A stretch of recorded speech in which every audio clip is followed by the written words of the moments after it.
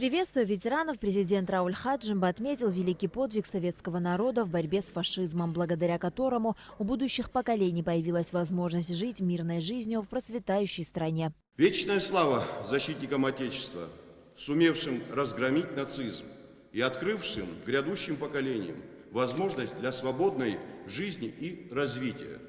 Дорогие ветераны, мы счастливы, что можем лично поздравить вас с этим великим праздником.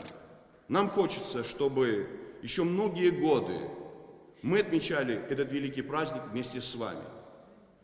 Огромная благодарность вам за ваше бесстрашие, самоотверженность, мужество. Вы учите нас умению любить свою страну и не жалеть себя для ее развития и благополучия. С Днем Победы! Счастья вам и долгих лет жизни! На войну ушло более 55 тысяч сынов и дочерей Абхазии. 17,5 тысяч защитников Отечества не вернулись к родным очагам.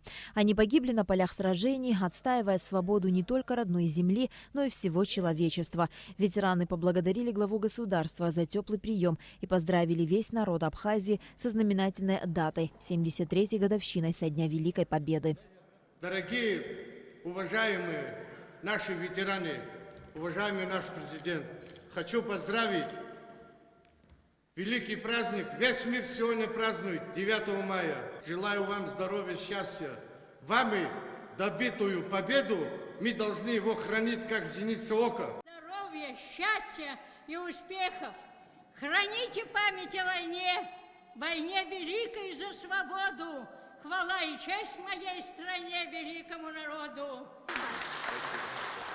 Ветеран Великой Отечественной войны и труда, заслуженный учитель Абхазии Екатерина Синявская на момент начала войны была в 10 классе. Не раздумывая, юная девушка отправилась на фронт и дошла до самого победного конца. День Победы я встретила на станции Иссык-Куль, недалеко от озера Байкал. Это был незабываемый день. Я даже сейчас не могу спокойно вспоминать.